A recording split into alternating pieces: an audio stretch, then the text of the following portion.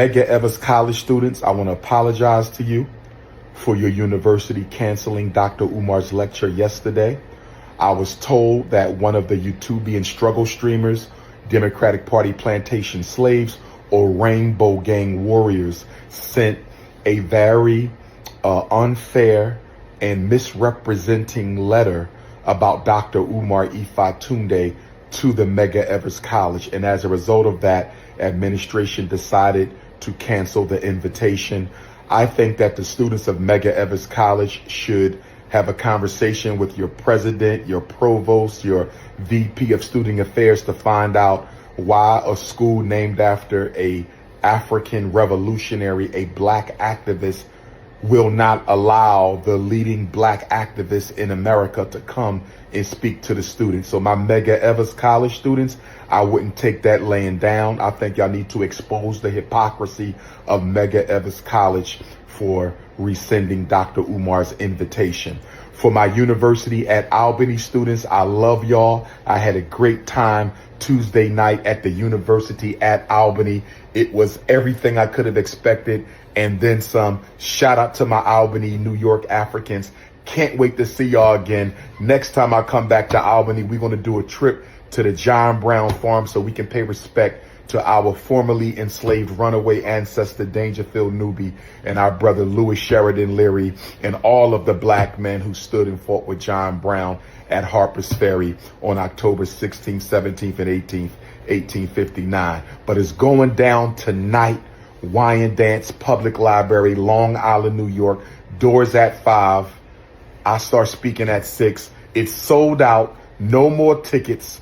University of Albany was sold out. No more tickets. And we got the Brooklyn Men's Conference at the Restoration Plaza in Brooklyn on Sunday, December the 15th, 3 until 7. Make sure you get the tickets. It's your big brother, King Kong, Long Island.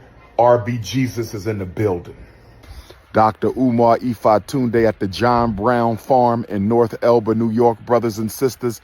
That is the grave of John Brown, the white man who led the assault on the Harper's Ferry Federal Army Arsenal in an attempt to gain weapons, arm our ancestors, and lead a much larger slave revolt, brothers and sisters. I'm here in North Elba, and right behind me is the grave of 2 Africans who are buried here with 8 Europeans. Their names of the 2 Africans are Dangerfield Newby, the first person to die for John Brown. He was a black man hoping to obtain the freedom and liberation of his wife and children, who would soon be sold south. They were already enslaved, but they would be sold even further into the South. Dangerfield Newby was the first to die for John Brown on October the 17th. Also here, who died for John Brown and died for us, is Louis Sheridan Leary. He was murdered during the Harper's Ferry raid.